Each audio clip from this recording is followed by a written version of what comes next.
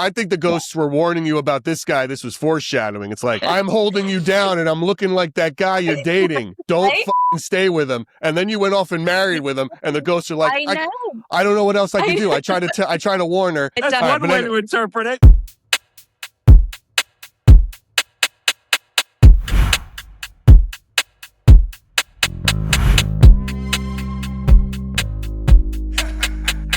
Hey everybody, do us a quick favor and hit follow and smash that like or subscribe button wherever you're listening right now.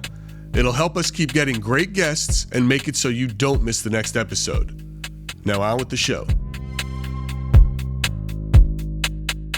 Welcome to Splintered Spirits, the podcast hosted by me, Gary, and my nephew John Santa from Santa Paranormal that tries to figure out what ghosts are. Let me ask you something. What if the most frightening thing that ever happened to you became the very thing that defined your entire life's purpose? That's exactly the origin story of Shari DeBenedetti. DeBenedetti! Great name. Paranormal investigator, researcher, and cast member of Ghost Hunters, Ghost Hunters Returns, and Ghost Nation. Shari's path into the paranormal began in her family home near Salem, Massachusetts, a house where doors slammed, voices were heard, and one night, an entity physically held her down in her own bed. Where others would have run away in fear, like this guy, Shari dove in head first.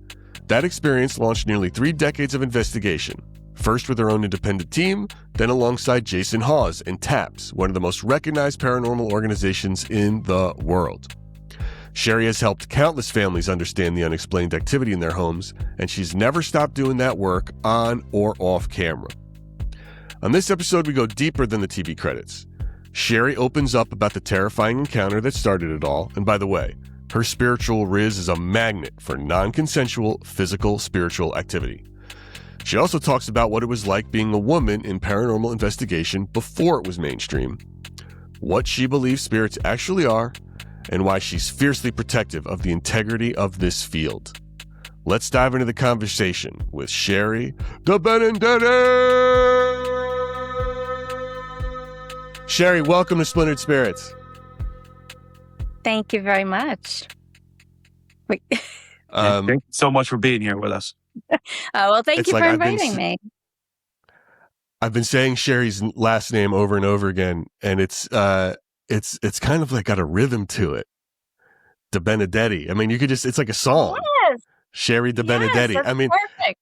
It's amazing. And it reminds me, I think, of every girl I went to high school with. John, correct me if I'm wrong. Like everybody in our town is like has that. It's how many syllables? Shari DeBenedetti. Yeah. I love it. It just reminds me. Who did I go to school? I went to school with Capizanos and Ianellos, and it's just the perfect sort of. It just fits right into what we're about. Shari, where are you? What part of the world are you in right now? Where do we find you today? Well, Salem, Massachusetts. Mm-hmm. Right there. Everybody knows Salem, so I'm right there. That's easy. So you're from Massachusetts. That's your bag. Yeah. Got it. I'm originally from upstate New York, and then I moved out here like 84, and then I grew up here. Where in upstate New York? Schenectady. Oh, wow. Sure. Yeah.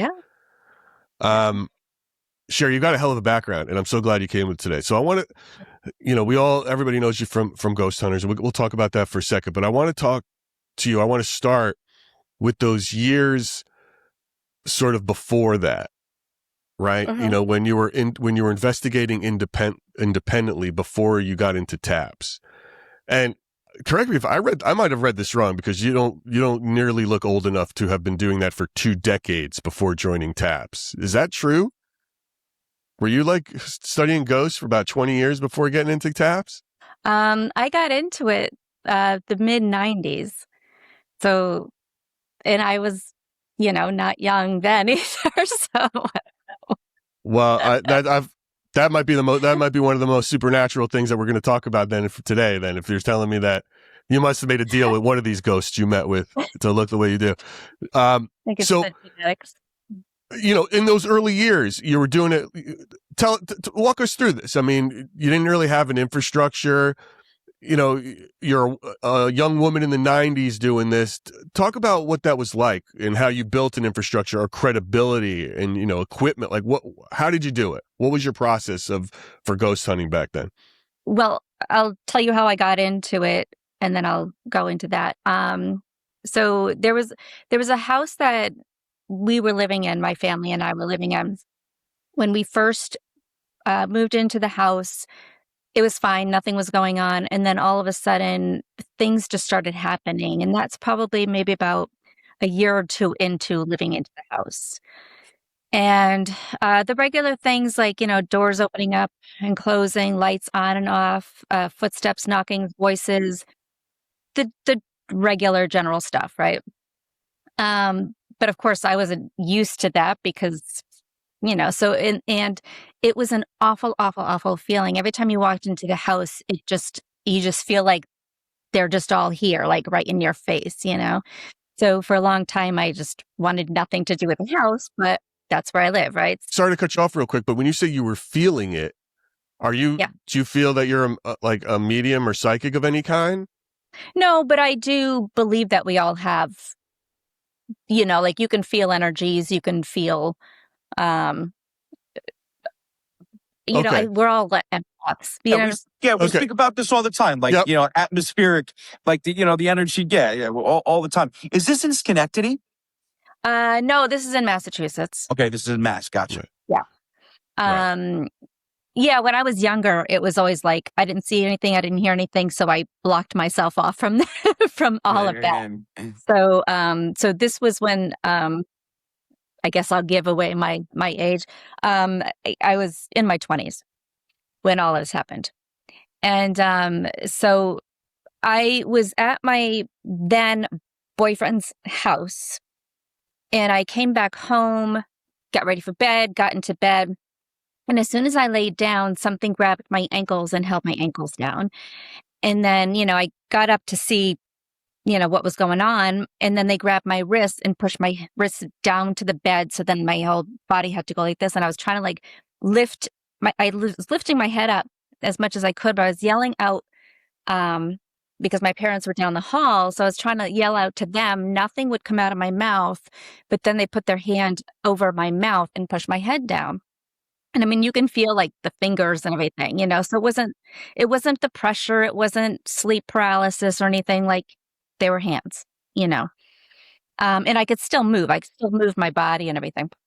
Anyway, so as soon as that happened, there was a doppelgänger appeared at the bottom of the bed, and it was my boyfriend at the time, who is now my ex-husband, but boyfriend at the time. And so, and so for a second I was like, wait, am I at his house? Is he here? Like, I couldn't understand how he's here. Like, it just, And then, so he walked over to the bed, kind of just like leaned over, and he didn't have a face. So everything else was him. And this is like from the moonlight, because it was the only light that was coming in. But he didn't have a face. It was just like a dark, a black face. Like if you're looking out to the midnight sky, no clouds or anything, like that distant black look, that's what that looked like. And I have no idea how long we stared at each other for. No idea. But then he just kind of like leaned back up and he started walking, and I kept hearing, like, I heard the footsteps in the carpet. I heard, like when you're walking, your thighs hit the fabrics, and I heard that. And then as soon as he got around the other side of the bed, I noticed he didn't have anything below, like from his knees down, there was nothing there. And then my door opened up. He went out, and there was like a glow that was out there. A glow. It wasn't like the lights were on. It was just some weird glow. The door shut. The glow shut off, and then everything was lifted off. So from that night on, I was like, what the bleep was that? Like, can it come back? Can it do worse things? Like, I have no idea.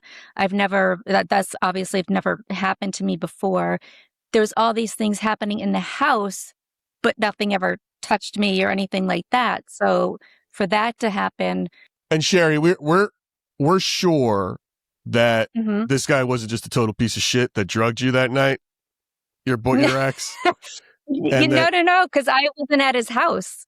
And then I I drove home. It's probably like a 40-minute drive. Like I drove home and just got, All right. Yeah. Okay. Yeah. This is one of the most terrifying stories I think we've heard on the show. Yeah. Like that kind of hardcore attack, like very physical attack. I don't think that's truly terrifying. But it's that night, looking back, I kind of think, you know what, he wasn't trying to scare me. Now that I look back, I'm like, well, maybe he was just trying to like maybe study me or something was going on. I think that's what Bill Cosby said in his defense. I was trying to just study her, holding by the ankles and the wrists. Yeah, the proof is in the moonlight, yeah, right? I'm sure. Yeah, the proof, right. The spirit was like, listen, I just kind of I'm just holding you down, not letting you move by the ankles and the wrists and feel your face and stop you from screaming. It's just to study you. Now, I know when people watch this, their first immediate question is going to be, oh, did you experience a mimic? You used the word doppelganger, right? Do you feel that this was an actual entity, like a mimic? Or do you feel that this was just a spirit doing what spirits can do sometimes, which is mimic people? Because I personally believe there's a clear distinction between the two, that there are certain types of entities that mimic. That's what they do. And then there are times when spirits will mimic the living. So what are your thoughts on that? I honestly think so. Prior to that happening, it only happened that one time that I saw him. Prior to that happening, my mother, who experienced a lot in that house, kept seeing a guy, top hat, beard. She just called him Abe, just because that's who she thought it looked like. She saw that person all the time. So in my head, I can't go back. I can't investigate. I can't tell the new people, hey, this is what happened to me. So I just want to come in and investigate. Hope you like getting held down when you're trying to sleep. I know. Hey. So I'm just trying to study you. I'm just trying. You hear the latex glove? Yeah. I'm sorry. That's okay. That's okay. Yeah. So I couldn't go back to actually figure out what was going on. No idea. But so going through all these years of in my head trying to figure out without actually going there. Because my mother saw that other person there all the time, and then I saw that person, I'm just thinking maybe if it's just kind of switching in and out to whoever, maybe it could just be the same person. But I don't know. There's no definite answer. And other people have said maybe they did this. Was like my boyfriend, to make me not be scared. So like if if it looked like an alien, I'd be like, holy, but it was my boyfriend. Right. So you think, right. So that kind of, Well, that doesn't make it any less dangerous though, right? Just that's sort of it feels like, it's like, yeah, look like her boyfriend because she'll be less scared, but that doesn't make it any less dangerous. But I'm still holding it down. Yeah. Yeah. I mean, it's just like somebody, it's always someone that does the worst, sort of damage. Right. Crazy. People you never, you never think of. All right. So that's what got you into it. And that was your first, obviously, what a horrible way to get into it. And it doesn't sound like you ran from it. It sounds like you ran towards it now from there. So what was your next move to say, I need to figure out the world of the paranormal in that respect? Well, first, I didn't know, back then you really couldn't talk to people about it. Otherwise, you're crazy. Was it a ghost or was it something else? I have no idea. For about a year after that, basically I slept the TV was blasting because I didn't want to hear anything. All the lights were on. My closet door was open because I didn't want to be peeking through the closet. So my closet door, the light was on, the door was open. And it was the hardest thing to go into that room, obviously, for the longest time. But while I was going through that whole process, it's really a lot of reading books and trying to figure out, if there was something that was like what I experienced in any of these books, try to read about ghosts and spirits and um, spiritual type things. What was your go-to? Can you remember your go-to book? Like the thing that you really looked at as, don't say it was the Bible. Yeah. No, you know what? I'm not really a religious person. I'm a spiritual person, but I'm not really a religious person. Was your family religious? Catholics? We were Catholics, but we weren't, we hardly ever went to church. With a name like DeBenedetti, if you don't say Catholic, it's like someone's flipping over in their grave. It's like, girl, yeah, like I'll, when people ask me, I'm like, yeah, I'm Catholic, but I never go to church. I don't read the Bible. I don't. No, I get it. We get it. We're the same. Okay. So, and then I try to talk to people that I can kind of trust, try to talk to them. And then it's kind of a word of mouth. Who was that? Who was the first person you went and told, like, was it your mom because she saw ghosts, or was it somebody outside your family? My mother and I have been dealing with it for a long time in that house. So everything that happened, we're like, oh, this happened. So we're always the first people to like tell each other what was happening. My father was always away, and he just thinks that we're crazy, like, whatever, you girls are like insane. And then my brother experienced it, but he wanted nothing to do with it. So he was always at his friend's house. So it was always just the two of us in this house. Yeah, so we obviously the brunt of it, but we would talk to our family about it too, because everybody believed in ghosts and spirits and stuff. So so then I did try to like research books and things. I tried to talk to whoever I could that I could trust, and then it was just kind of like a word of mouth thing. And then from there, I started hearing more stories from other people about these things happening. And so it kind of grew from there. So, we have a problem. Oh, call Shari, and then that's when I started getting into it. But I wouldn't have a problem going to other people's homes or places that they worked. I wouldn't have a problem going over there. I have a problem home. Like I don't want to be home living with it. But I'll go and help you at your house. So, and back then it was just recorders. It was the Sony. I think Sony had the only IR lighting way back then. I think it was Sony. So we would just have like the regular stuff. We didn't have all the gadgets that we do. But let me ask you this, because you're using the word help. Like, I'm going to go help you with this. Like, did you know what the hell you were doing? I mean, at this point, it's like, I'm going to help you, but it's like, I don't know. Right. So you're telling these people you're going to go home and help, but you don't know shit about what you're doing here. Yeah. So you're rolling in with like a Sony, and you're like, maybe we're going to capture some ghosts. Was it more along the lines of like, hey, I'm going to come here and confirm, so you're not crazy? Let's try to do this together, because we're going through the same process of what is going on. I'll do that at your house. I don't want to do that at my house. So so it's like, I'm going to go to your house. Let's just try to see if we could get some voices, get this. Like, I no idea. So, I mean, again, nothing was out there. We didn't have all this internet stuff and whatever. So what was the first thing that you caught outside your own house that made you go, oh shit, there is more? Voices. You caught voices, like EVPs.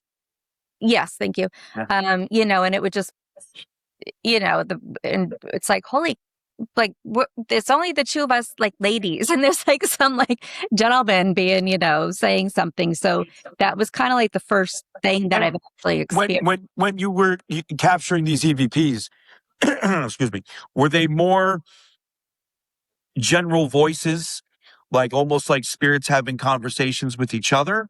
Or was it direct responses to questions that you would ask? Listen, this is 30 years ago. I'm trying to think. I just remember hearing men's voices on the recorder. Okay, cool. Yeah, I honestly, I don't know. Yeah. 30 years ago, John, she was only 6 years old. Yeah. Yeah. It's like what souls are you siphoning off? I know. I don't tell. What's your secret? Yeah. I deal with spirits all the time. What's your secret? She's like the mom. She's like the mom from Tangled. She's like taking energy and then like staying young. It's like what we don't know about Shari. All right, so you never got to go back to that first house where that real horrible experience happened. You start going out and about and you're getting EVPs. All right, so then this leads you towards what? You start watching the shows, you start like the shows come on the air and you're like, "Oh my God." Is that when, because when did Ghost Hunters come on the air? Was that around early 2000, right? That was 2004. 4? Yeah. Yeah, they started filming 2003. They aired in 4, yep. Well, I started, because I started doing all this, more and more people, again, word of mouth thing, got interested in it. And then they wanted to investigate with me. Fun. So that's when I started up my little team and just went to locations. And, I know nowadays it's a little weird but back then we actually were a team and we worked together and we talked to each other about like what things, because I don't care how long you've been into it. We're still learning and teaching. You know what I'm saying? Sure. And who was on this team? So, tell me about the first team. I don't like to give names, but all right, no. Tell me how'd you know them? Did you have a name? Did you the group have a name? It was a word of mouth thing. So it was kind of like, oh, my friend, he's interested. So guys and girls, and it was just like friends of friends. And then also my ex-husband, who was the doppelgänger guy. Sure. He had some friends that were interested. And so I'm like, all right, so you guys can come. So I had kind of a bunch of different people who would go and help me, depending on obviously like the certain dates that I'm, doing things, who's available to go and help me, that type of thing. So I had more men than women. I could tell you that. But for the time, we were kind the of fact that you had women and not just you is still very unique, right? I mean, it was not. No one would have thought about that, right? To be a woman in that space at that time was not the norm. Yeah. It was hard because I'm I'm logical. And I'm just, I don't know, because so even going through this, I was always logical. So I would always, go through the claims and be like, well, that's that, whatever. I just noticed the women back then that were helping me, they were kind of like just scared. They didn't really want to go towards it, but I was like trying to teach them, like, you don't have to be afraid. It's not my house, so it's fine, but you don't have to be afraid. Like, just try to logically figure it out. And if we can't, then we'll try to figure it out, see if there is somebody here and all of that. So that's kind of how I was doing things. And I logically was thinking at my house also, but we could never come up with answers because just so many things were happening. I mean, like, it's not even like, okay, the air came on and then the door shut. It wasn't like that. It was like the door slammed shut or slammed open, and it's just things like that. And obviously footsteps, and you can hear the voices and stuff. One night it sounded like my mother and I were upstairs, and it sounded like somebody was downstairs. Like they took a glass and then they put the glass on the granite. That noise. It sounded like they put ice in the glass, and then it sounded like they were stirring the glass. And we're like, like, you're making a freaking drink. Like, what is going on down there? Yeah, they don't. Yeah, in your house, and they're not offering you either. I know. No, but even they're the making dog a drink, like, then they're just going to hold her down later and study yeah, her. Right. So let me ask you something. Have you ever experienced anything similar to that ever again, or was this an isolated incident in your house? That was the only time. Wow. And in your house of all places, right? And especially for all the things that she's about to do with her career and in this space. Yeah. That's the way. Well, I mean, that's the other thing. Like, did this happen? Like, so, you think about it and it's like, okay, it was a doppelganger of my boyfriend at the time. So maybe they're not trying to scare me too much. Maybe they just wanted me just to like stop and scare me just a little bit to maybe pivot my road, and like, no, this is what you're supposed to do. Because of that situation, I am where I am. So it's all these things of, okay, well, they held me down. But See, that's the thing. I don't know. I think Gary's about to say the same thing. Yeah, it's like she's got Stockholm syndrome, right? It's like, it's like, maybe the spirit wasn't so bad. He tried to look like my boyfriend so that I wouldn't be so scared. And he just, maybe he was trying to hold me, but I just moved, so he grabbed my ankles instead. And it was like... So what you're saying is it was consensual, all right? I mean, it's just so absurd. Now it was, yeah. Wow. It wasn't so bad when you think about it. It's crazy experience. It's a terrifying experience. That's wrong. That's totally wrong. I never, and it shouldn't have happened. I mean, I would rather stay outside in my car and just sleep in my car instead of going into the house. Like just going out. Yeah, like, no shit. Yeah, and then knowing that I have to go up into my bed to go to sleep every night was just, it sucked. All right, so mind me asking, how long did you live? Not that long. Probably only we lived like only because we were just renting the house. It was only like a 5-year thing. So maybe 2 years, maybe. Got it. Like that. All right. Yeah, right. Fuck that house. Yeah. So all right, so now you're working with a group of people and you got a whole team of people and you're how long were you with this team for? Maybe 5-6 years, maybe. No shit. All right. So you got 5 or 6 years. You're going, and it's all relatively local around Massachusetts, right? So like and around Salem and all that stuff. So you're building up a name. New Hampshire to Massachusetts. Yeah. Okay. Yeah. All right. So you're going. All right, and you're building a name for yourselves. You're sort of going around. You're doing this thing. Now, just get us quickly for how you got into the TAPS like sphere of consciousness. How did you find out and work your way there? Because then I'm interested in how you had to break up with the band and say, "Listen, guys, I just got asked to join." I'm going to the show. It's like this is these are the bush leagues. I'm about to go to the show here. Yeah, exactly. Actually, no, we actually, and I hate to say break up because. Like we were all friends. We're still friends, but I stopped doing the investigations prior to all this. So in 1 year, there was like 3 things that happened that I was like, I'm done with this for a little bit. It has nothing to do spiritually, ghosts or anything like that. It's just one of the kids that was helping me. He passed away, motorcycle accident, and then I was getting a divorce.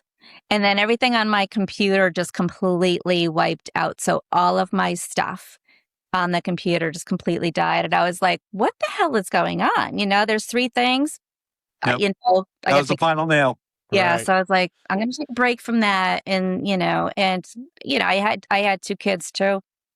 So I was just trying to deal with life. But in the same year, that's when I was talking to Jason. So now I met Jason a while ago, like well over 20 years ago at one of the TAPS events that he had, like when he and Grant, excuse me, were doing the events way back then. That's how I met him. So prior to the show, I've known him. We talked all these years. And whenever I had issues or questions with my stuff, he would also help me. So at least I had him. And then I met other people that would help me through this whole process of, did you ever experience this? Did you ever experience that? And so that's kind of how it went. Can you give me an example or give us all an example of something you would have called them about? Is it on a location where it's like, I'm hearing this noise? Could this be a plumbing issue? Or is it simply as, how do I handle this family that the house, or There- like there was God. I always hate to say things because I don't know if my exes ever listened to these things. Fuck that guy. He's not listening. What if they have a good relationship now? That's all right. Your kids are older too now, I'm guessing. I'm It's not saying fine. anything. It's like Yeah. Oh, my kids the know ghost. everything. Listen, I think the ghosts are warned.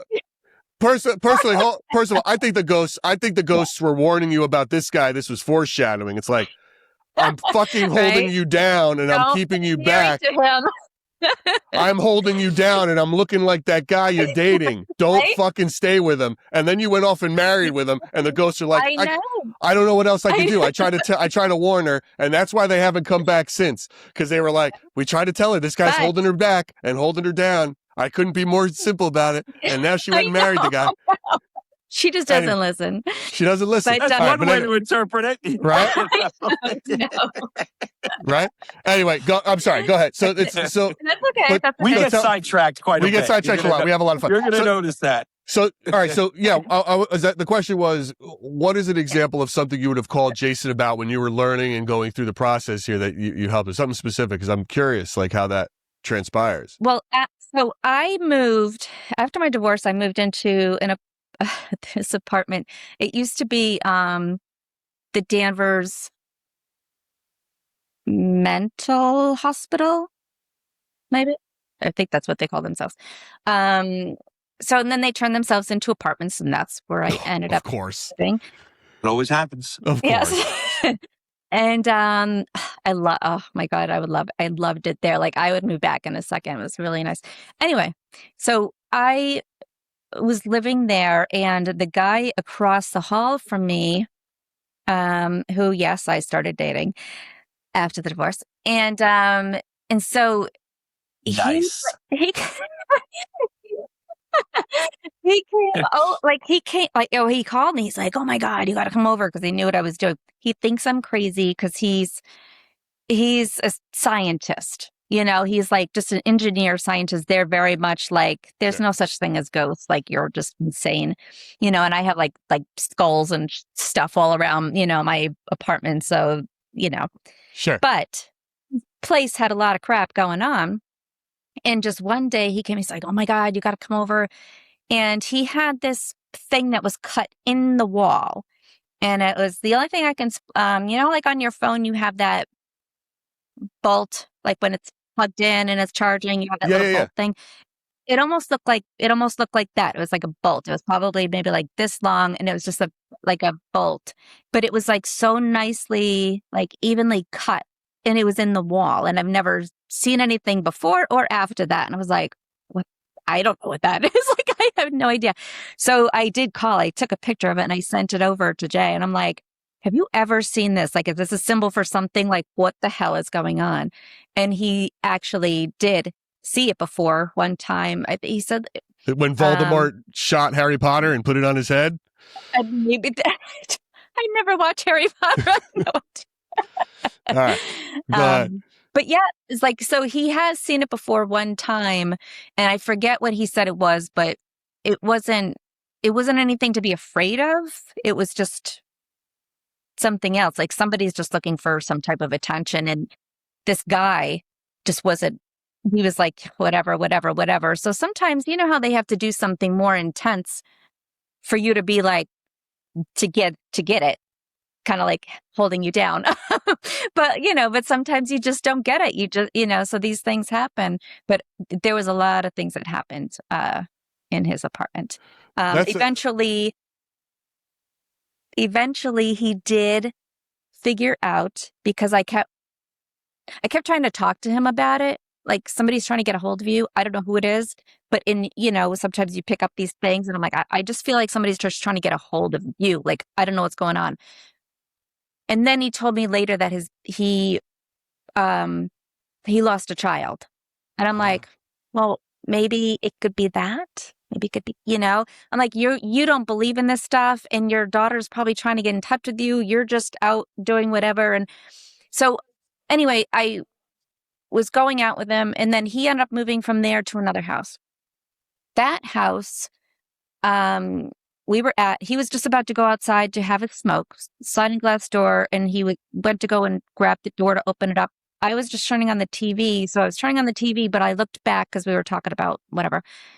And then I saw him. It was like somebody picked him up and threw him like this. He was probably like about 230 pounds, I want to say.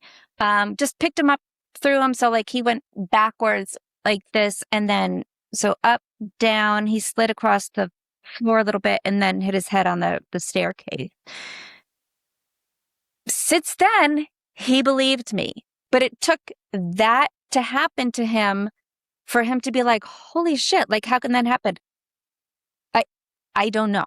I've never seen it before. I've never seen it after. That was what I saw.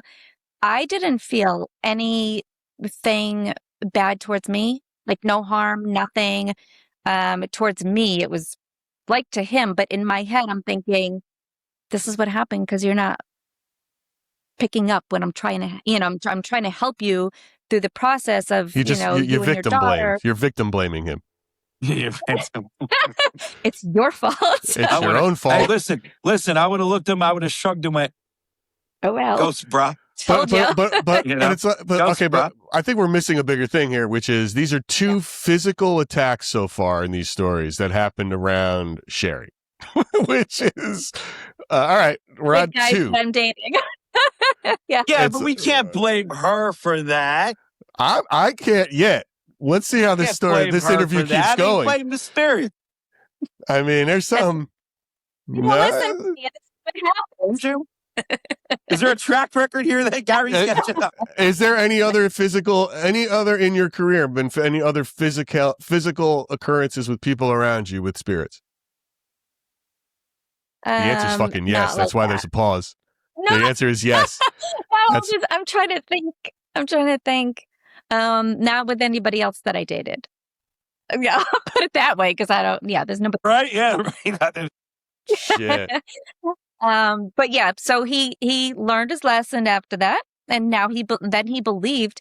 But then right after that is when we broke up. So it's I am that. I'm the type of person to be like, people are in your lives for certain reasons, and things. So I'm like, okay, well, it was just that somebody was just trying to, use me to help him, and which is fine. So like he got to learn that. And then after that, he started realizing and he started feeling his daughter next to him. And then he just completely different person. That's amazing. So he was kind of down.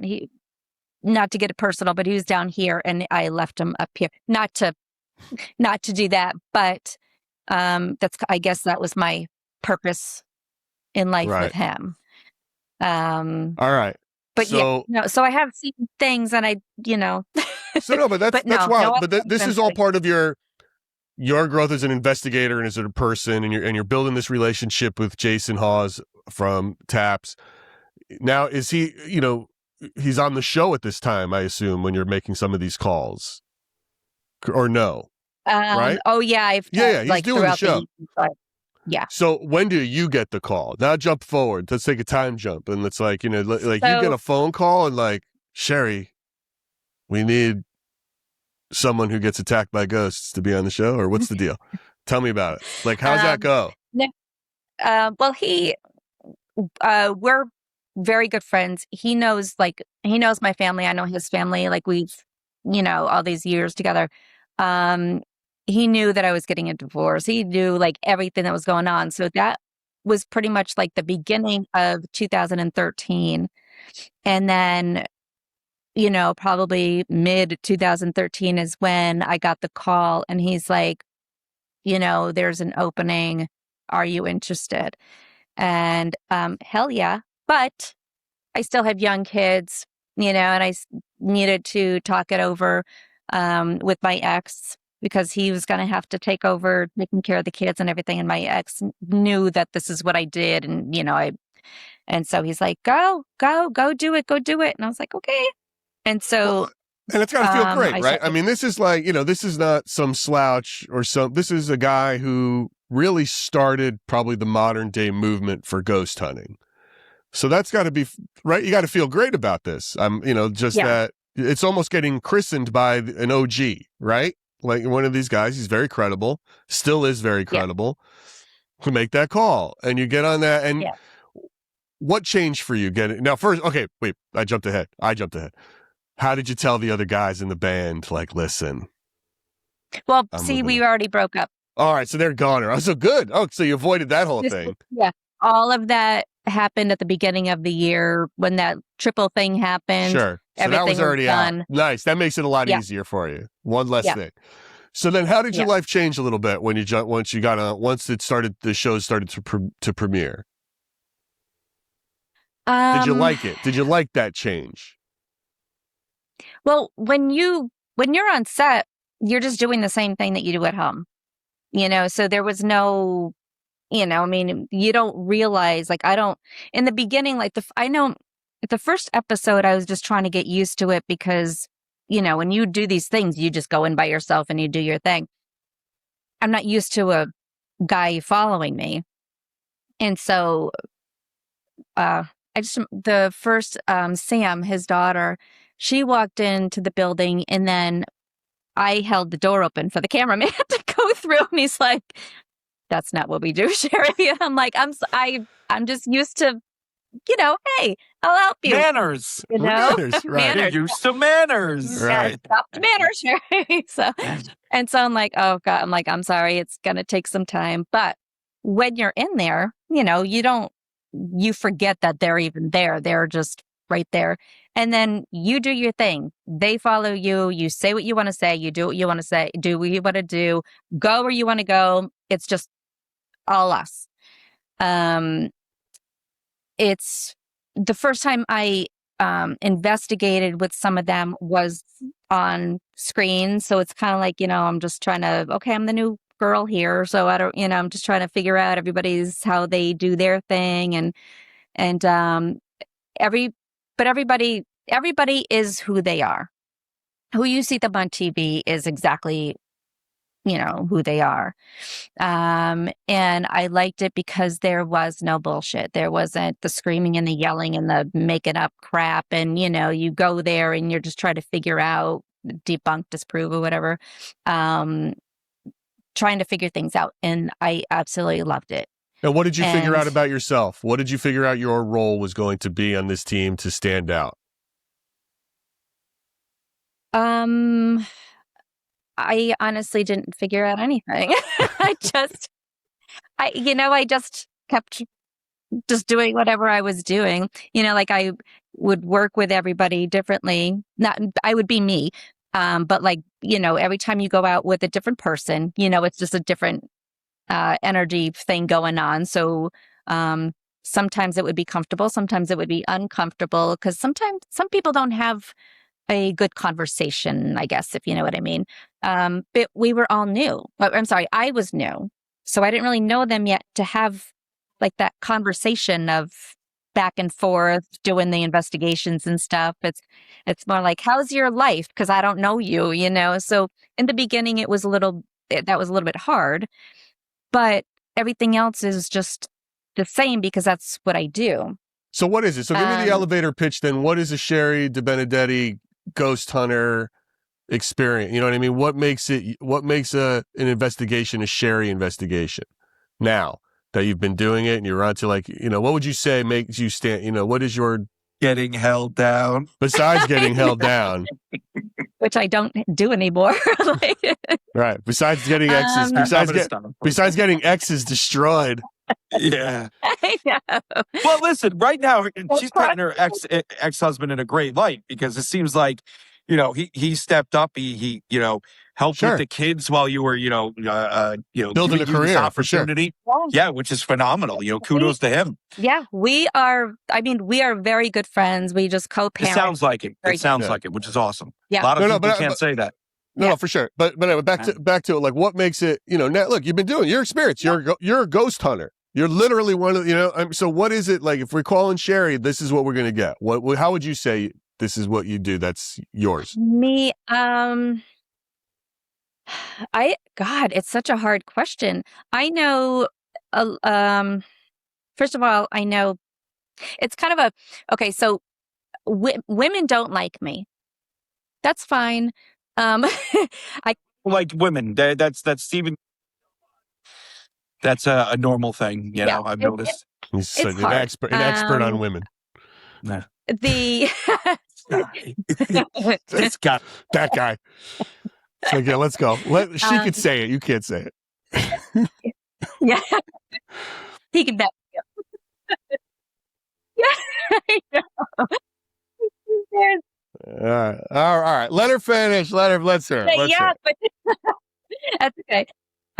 So it was very that part of it was really hard because I'm not used to okay, women hate me, whatever, but it's not out there, it's not like on the internet. It's not. That's okay. Living. Yeah. So when like when we first, we had to do like the live tweeting and all that, when the episodes came on, and the comments were just horrible. Like, and, so in the beginning, they're like, don't read the comments. How can you not read the comments? Right. Right. And I'm like, all right, nowadays I'm like, whatever. It's not me. It's the position. It's not me. Don't take it personal. Don't, so I have that part of it where it's hard dealing with women. But the other half is that I do get a lot of women that come in and they want to talk to me. I'm the female of the show, so they feel more comfortable talking to me, whether it's like a personal thing or whatever it is. Like they're talking about their kids or talking about whatever it is. If something is going on, they like to talk to me. I've got the more softer voice, maybe. I don't know. So that's really the only thing that I can think of that really like stands out is that I do get some of the women that are more attached to me in that way. The other women that don't like me, they're more attached to the guys because of other reasons. Well, it's a double-edged sword. You get the ones that you're empowering, the ones that are seeing you in that position, and they're like, "Wow, this is amazing," and then the ones that are a bit jealous. Yeah.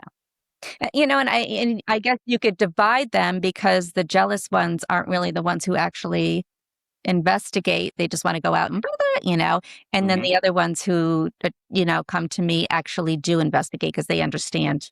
So would you say, is it safe to say, so let me try to mansplain this for myself, which is, are you saying that, one of your edges is that you're more empathetic and you talk to people more, they're more open to you when you're out there in an investigation because of your approach and style? The women do. Okay. It's very rarely that men really talk to me about it, I guess. They talk about other things. I guess it's like those women, Right. like those guys talk to me like those women talk to him. But then the women feel better talking to me than the men sometimes. Even though the men, they're very soft spoken. They're very helpful. They talk to everybody the same way in, that nice, gentleman way, I guess. So they're like that too. But I get just the feminine version of it. Can we flip flop this over a minute to the dead? Yeah. When you were, doing your investigations, whether you were, by yourself or whether you were with, whether your other team or whether you were with TAPS, have you ever been in any situations where, hey, because you are a woman, you felt that the spirits may have been treating you differently? With some of the things that they said to me. Yeah. Oh, yeah. That's. Yeah. I mean, there are guys that were, like if you go to a jail, you get all those comments, a bar, like you get comments like, so, so it's a lot of them are just like if some, ass is just completely drunk and they're just going after a woman, think of all of those things that they would say. And that's what they would say. I've been called everything. Yeah. Yeah. Gotcha. Yeah. But you know what? I also don't mind, like when we go into, like the prisons, it's good for the ladies to go into the men's and the men's to go into the ladies because you use yourself as trigger objects. Yeah. Get more stuff, even though it might be rude. You can, you get that. Data is still data, and evidence is still evidence. Yeah, and it's just a little bit flattering, just a little. It's like, all right, I still got it. And then part of you like, yeah, man, I still got it. Well, I don't know about the prison part. Maybe the bar part. Right. Maybe the bar part, definitely. Yeah. Prison, not so much. You can throw anything in the prison. No, I know. Right. Tell me all about it, The bar, definitely, It's like, yeah, look at me. No, I'll take it. I'll take it where these days, man. I would take it where I can get it. Sherry, do you feel it's still that way when you're out? I mean, do you still go out on active investigations? Yeah. All right. So do you feel that's changed? In terms of how you're treated as a woman? I mean, since when you started?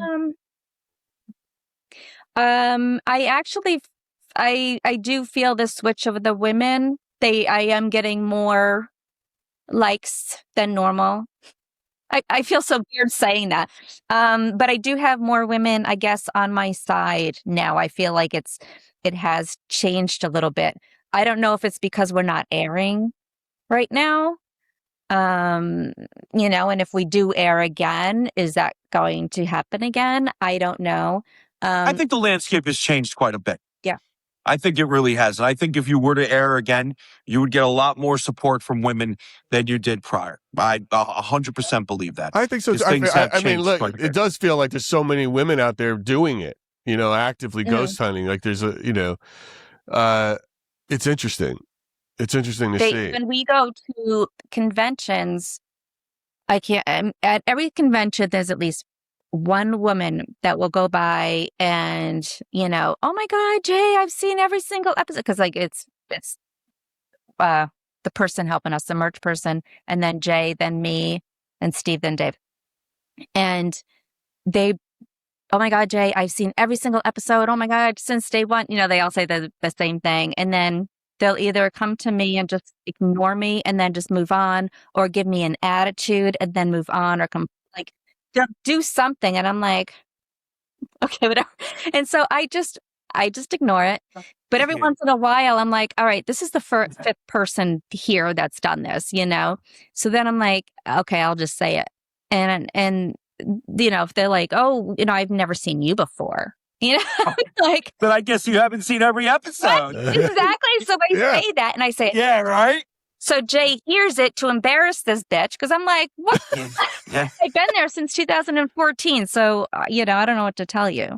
Oh my God! But that's their. Wow. There's some that are. Yeah, it's jealousy. It's jealousy. Sad, but hey, it means you're doing something right. I mean, I try to be nice and I try to just smile as they go by me, but it's all right. What are you going to do? So the TV world versus the real world, was that a big adjustment in investigations for you? Or did, you mentioned this a little bit earlier on how you got to do your thing, but you're still what did you learn about how that chain or, how investigation is done for television versus when you were, when you do it privately?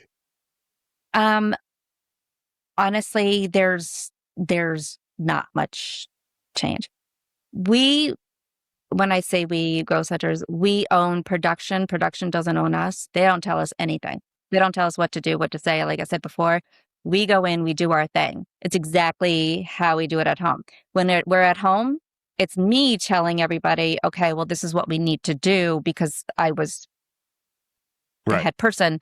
These are the things that we need to figure out for this client. So, but on TV, it was Jay and Steve. They're the head people. So we do what we do. We go through everything. They're not even allowed to touch any of our cards or like anything. They don't touch. They're not allowed. We go through everything. So we're doing exactly the same thing.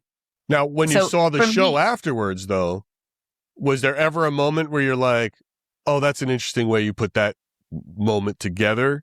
And did you sort of understand? And did that, knowing how it came out to air, did that ever affect how you went into it? Does that make sense? Does that question make sense? Do you know what I mean? Because you're like, because look, I'm a TV producer, so I know, you got to edit a show a certain way. It's just the way it's got to be, right? You add just to simply like adding, and simply adding music to make a scene tense, even though it might not have been, because you have to do certain things, right? And it's not, believe me, I don't consider that cheating or faking. It's just the nature of the medium you're using, right? Music, so I'm just wondering if that's, when you saw that, where you're like, oh, okay, where was there ever moments where an experience changed a little in the after effect when it aired versus when you lived it? There's like really nothing that I could pinpoint. Like they, obviously if something's going on, they're going to use that portion and then, get the whole story of what happened in that portion. In the beginning, I wasn't on TV that much. Like they'll just do like little snippets of me because I'm still the new girl, even though it's 12 years.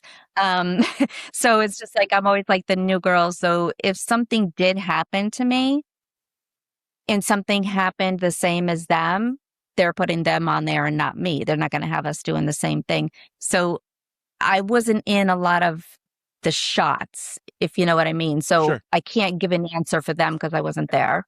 Got it. I know it happened in my area, but they didn't do a lot of it. Again, like word of location, from a week plus, depending on the situation.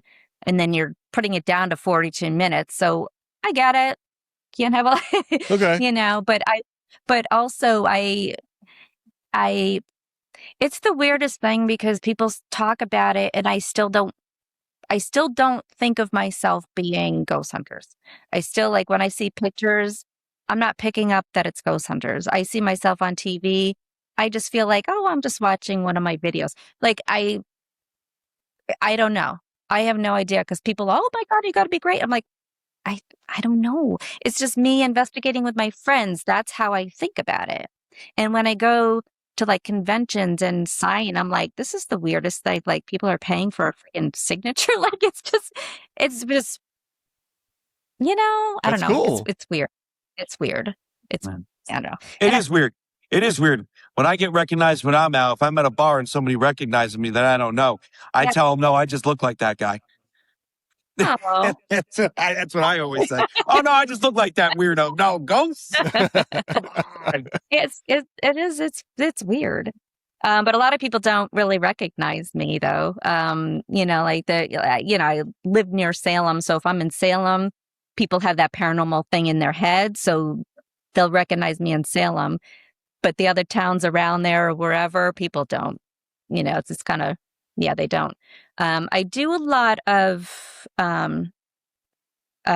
private investigations around here. So I work with a lot of historical societies. They're trying to bring attention, to those locations, selling tickets for them so that they can earn whatever money that they can. These places are expensive, So that's what I've been doing lately is a lot of local events for them. So that's very nice. Which is great because that's history and history should be preserved. Yeah. And if you're helping that in any way, shape, or form, that's an amazing thing you're doing. Yeah. That's kind of like my time off. That's what I've been trying. Ever been up towards North Toro? Up in Massachusetts? I've never even heard of the place. It's on the Cape. Oh, so down. Okay. Yeah. It's extremely haunted. Wow. I've been wanting to sink my teeth over there for such a long time. It's one of those like haunted places that's like to itself. What is it called? And you won't North Toro. Yeah. And you only hear about how haunted it is from like the locals. It's like you walk on the street and you ask, hey, is there anywhere haunted here? And they'll just look at you and be like, yeah, pick a spot. Like it's like that. And I've been wanting to go there for such a long time. If you get out there. Yeah, definitely. Check it out together. Yeah. So, this whole podcast is really, we try to put a mosaic together from different perspectives of what are spirits, right? And I'm going to ask you that question in just a second. But before we do, we're talking about investigating a lot. And there's two things here. So once I've gotten a lot of different perspectives of what spirits are, and it's almost impossible to answer. But one thing I have noticed that I can almost say definitively is that tiny little Italian women are fiery online and cause a lot of drama. And you are no exception to this drama that happens. You know, we had Tessa Groff on an interview with her. I know she's been involved in online drama. You've made posts that have been controversial and attack people. What is your outlook, or what? You have some strong feelings on how investigations should go, and I'm just sort of curious now, with your experience in doing it, why you felt the need to speak out about that in that process. I recently, with all the videos that are out there nowadays, and again, like it's hard to put everything in a post. And I'm not talking about the people who are actually doing it and investigating and really like getting into it. And I'm kind of talking about those people that come into the field and that are new, that come into the field, bash all of us that have been doing it for all these years. And so they'll specifically say names, they'll go after the teams, they go after, yes, ghost hunters, and they go after everybody. And then they do their little video of obviously fake stuff. Pisses me off. You know, it's just like, you know what? If you want to do your little videos, fine. It would be nice if you said for entertainment purposes only, because the new generation coming up is believing your stuff. It's not the real stuff. It's just entertainment, you know? So, but even beyond that, there's no reason to come into our industry and then just start talking shit about all of us for no reason. And I did that because I just actually saw somebody doing a video and they were saying stuff, and then there's all these comments afterwards and them just bashing all these people. And it's obviously, I've seen it so many times. I'm like, you know, I just got pissed and I'm like, you know what? So yeah. Okay. So that your post that we're talking about was really about, you know, a new wave of people, but it's more about people who are trying to build a following on the backs of others. But it's not necessarily about how they're doing investigation, right? It's just because they're coming in slamming you or whoever and doing their own investigations, but it's not about how they investigate per se. They're coming in, talking shit about us, telling us that we don't know what the hell we're doing and that, you know, and all that. And then them doing a video of this is what it is. Got it. Okay. That makes more sense. I mean, because I've been looking at this, I'm fairly new to this, right? You've got decades on your belt here, which I think is a lie, because you look too young to have decades on your belt, but it's I've got like a year and a half, maybe two now playing in this space. And I've interviewed a lot of different people, and it's really fascinating where I've talked to some people. We've had some people on here who've been doing this for 50 years, and they looked at, and they don't badmouth, but they looked at ghost hunters as coming in and sort of hurting the field, right? Like because the way they used to study ghosts and parapsychologists, it was, well, you know, now that it's, if I go to an investigation, I don't show up with a van full of Pelican cases and gear. They're looking at me like I don't know what I'm doing, but I've been doing this forever. But that's the perception that changed. And now with social media, you've got new investigators that are coming in, and there's some young guys, and we've had a couple on that are, to me, absolutely hilarious. You know, and whether you want to say they're true investigators or not, one of them is definitely, I believe definitely, is he makes some great videos like Jake Bruce does, but he also makes some really funny videos that just brings attention to the space, you know, like where they play music for ghosts and go on the offensive, which I find hilarious. And it's great. Yeah. Now, they don't badmouth other people though. These guys aren't, right. They don't come out and that's the difference, right? That's what I'm being long-winded about it. That's the difference. They're not coming out and bad-mouthing other people. We've had that happen to us where people literally are using our show to make their show. And all they're doing is like almost line by line shitting on it to do it. And it's like, come on, that's just the enragement equal engagement thing. You're just trying to get clicks. Listen, that happens. This happens when I'm live. That happened last night. I'm live. When I do my walks, I'll sit down, I'll take a break, start talking to the chat. Someone will come in. Oh, what do you think of ghost hunters? What do you think of ghost adventures? To do what? To try to rile up and start drama. And I say, oh, they're great. And my whole thing is, I'm not going to use my platform to talk shit about those who have come before and those that will come after. I'm about uplifting, right? You know, sure, there might be key differences in the way because I document. I'm not an investigator. I used to do investigations. I don't do those anymore. Now I document spirits. That's exactly what I do, and that's my claim. And John, I don't know what a spirit's going to do, or if it's going to grab you by the ankles and throw your boyfriend across the room, but I know that a tiny Italian broad is going to let you know you messed up on Facebook when you mess up, and they don't like it. They're going to speak up. That's one thing. If this you can't say who's going to say it. I can definitely pinpoint that action. I will protect my friends. I mean, I get it. It's not.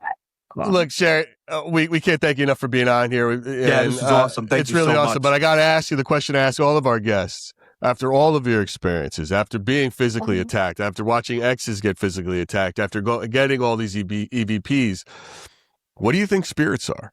What do you think you're dealing with out there? God, me personally, I think that, the different dimensions and all that, because I've spoken with so many people, they're just people that have passed before us, and then some people are still there. How I differentiate that word, both ghosts and spirits, just me, my opinion, my just how I work is that ghosts are, they die and their spirits are just kind of lingering around for whatever reason it is. And then spirits they cross over and then they come back and visit. That's how I make a difference in my head, because I don't think that there's like a specific answer. I think it's just whatever. There's no true answer to this. I don't know. No, just listen. Don't be nervous about answering. Just tell us what you think. Yeah, this is your personal opinion. This is your personal thing. Yes. Don't. None of us know what spirits are. Yeah. Right. No one. There's really no answers to that. And anybody who claims to know should not be listened to. Right. This is your personal opinion from the data and your experiences that we would love to hear. Yeah. And so, like, I feel like I've talked to so many people, from the prisons and from the hospitals and the families that I've helped in their homes. A lot of them are family members that are just, try to get in touch with them or whatever. And obviously homeowners, past homeowners. And so in my experience, I've talked to more people that have actually lived and then died. But I also know that there's other things out there too. Whether I have come in contact with them, I have no idea. That's just my experiences with everything that I've investigated. That's right. It's very similar. Chip Coffey had a very similar sort of differentiation between spirits and ghosts. I forget. It might have been almost like the opposite of what you said, but like he just, but it's just semantics, right? I mean, one was the remnants of the living that are here, and one was like from another space. See, the remnants, I would think that was just like a residual. That's how like you said, that popped into my head as a residual, just their energy's here, but they're not. So now you use that word energy too. So do you use energy in for lack of a better descriptor, a scientific sense, or like in a soul religious sense? No woo-woo sense. Soul. Okay. Well, because I do believe that we're all souls. I do believe that we're all energy. So, and I also believe in reincarnation too. Okay. So I do believe in a lot of that stuff. Oh, what do you want to come back as? Do you think you're going to come back as a person, or do you want to come back as like an animal? I would like to come back as an eagle. Oh, interesting. You're going to be soaring high. I'm going to see everybody. Oh, yeah, that's an awesome answer. Get on, everybody. I can everybody in you go. Yeah, reincarnation is a whole other thing. Yeah, it's a whole other bag of nuts there. It hurts my head. The other thing is that when I first tell people all of my events, Like I don't care if you believe or not. Like, that's not why I'm here. I don't care if you believe. I am here, first of all, to help people that do believe that, something's going on. That's who I help. And when I do these events, I do them because, a lot of people want to try to experience things themselves. So I have all the equipment, whether I like the equipment or not. Try them. You see what you like. You could figure out what you like. I'm not going to say yes or no. You could really use anything if you study it, if you know what I mean. But here's all the stuff. I allow them to do whatever they need. And then I say, go, try to debunk, disprove, try to, something goes on, figure it out. If there's a light, maybe there's a light bulb, whatever, figure it out. This isn't like, there's nothing fake here. It is what it is. Sometimes you get nothing. Sometimes you get a shit ton. We don't know until we go through the night.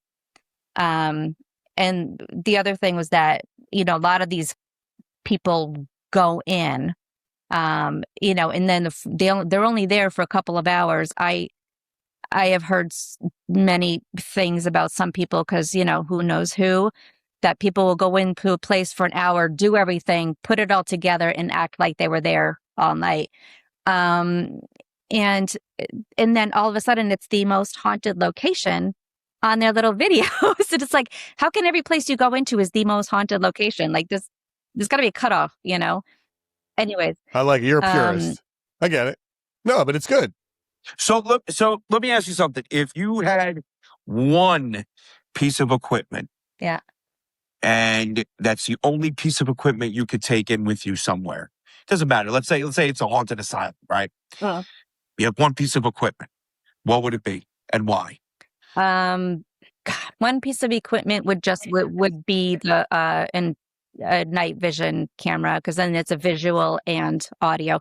I think the audios pick up better in the recorder, but if I can only have one piece of equipment, I would pick that because it has both. Okay, cool. All right. Great answer. And sweet. And Shari, I want to jump back to something you said just now. You're helping them, and when you first started out, helping was you also learning, right? Like confirming for yourself what was going on by being in these places with somebody else. Has the definition of help changed for you now? Is it like, okay, now I'm not confirming for myself, I'm confirming for you. And then how do you leave it with a client? Is it, all right, listen, everything, what you're experiencing here is paranormal and it's X, Y, and Z. And is it, all right, DeBenedetti out, mic drop. And it's like, or is there some sort of an ethical, hey, spirits. Yep. It's like, yep, there's a hell of an evil entity here, but confirmed. Here's my stamp and I'm out. Or is it, what is it? What is the, yeah. I honestly, obviously, I talked to them on the phone for quite a bit. The difference from way back then to now, one of the differences is that there was so much EMF, like going right. If you go to bed, you have your cordless phone there. You got the clock go over it. You have all of this stuff. So many people had issues in the bedroom, which, but, they would have nightmares. They would be, just dizzy, not feeling well or whatever it is. So a lot of times on the phone, I'm like, take all of your stuff, put it in the other room for about a week, and then call me back and see how you feel. And they're like, yeah, I feel great. Phones are a big problem for sleep. So you would help. Right. That's the first thing. You sort of debunk a little bit of an issue here. Yeah. So a lot of that was happening, back then. So we did get a lot of confirmation that a lot of it wasn't paranormal. It was that stuff. Over the years, just say if I go somewhere now and go through everything, but there was somebody there, we would try to figure out who it was, what they want, if there's helping them and helping the client, or you're trying to help both. but I would never leave them alone. No, I'm not going to walk away from them. I will do what I can. So I do whatever I can to make them feel comfortable in their location. Whatever it is, I'll be there. They all have my phone number. They all used to have my phone number. Nowadays I work with other groups so that they can have their phone numbers, not my phone number. But I will go in and I will help them with whatever it is until they do feel comfortable. And if they have an issue again, I'll go in there, no problem, and just help them. If I would do whatever I could do that I wish somebody was there to help us. Like I didn't know there was such a thing of investigators way back then. I have no idea. I would have called them in, we would have called them in a second, but we didn't know. So, and I know it's freaking scary. And, you don't want to go in your house. You don't want to sleep. You're scared every time you go in your house. It's an awful feeling. So yeah, I will help whoever needs help. As long as, a lot of things also nowadays is, call an electrician, call a plumber, call a pest control, call your doctor. Those are like the 4 main things that we have going on. If you call one of those people, a lot of the issues are done. There's nobody there. There might be energy, whatever, but there's nobody specifically there hunting. Well, listen, that's a great way to end it, Shari. It's like, thank you so much for your time today. No, yeah, this has been great. Thank you so much. Shari DeBenedetti. I mean, John, say DeBenedetti 3 times fast. I dare you. I can't even pronounce that. Say it one time slow. I can't even do it one time slow. I'm horrible with names. I am Shari DeBenedetti. It's just like you want to say it like DeBenedetti. I have to say it like that. It's kind of like I have to be like, hey, DeBenedetti. It's kind of like it's kind of like a stadium. I can't say it normal. Like a good baseball name, right? I got to do my exaggerated Italian. I have to do my angry New Yorker to say it. That's I have to. It's the best. It's the best there. It's a great last name. Because I didn't want to say it wrong. I've been practicing saying it, and then all of a sudden it's like you just wind up singing it to Benedetti because it's like it just flows. It's just great. You're saying it all day. One last thing? What's next for you? I usually just do Facebook mostly, but Facebook and Instagram I usually post all my stuff. Is this your Facebook page? Yes. Yeah, we will have it. We'll have a link to Shari in the link tree in our bio, and you can get to her, all the historical societies she supports, and her upcoming appearances at these Paracons. Well, you will find them there. Just go to the link tree in our bio, and you will find Shari DeBenedetti on there. It's Ghost Hunter Supreme. I love it. Shari, thank you so much. Can't thank you enough. Shari, thank you. It's really great. Well, that's it for another episode of Splintered Spirits. Be sure to like, share, and subscribe to our YouTube channel, Spotify, or wherever you get your podcasts. Until next time, stay curious.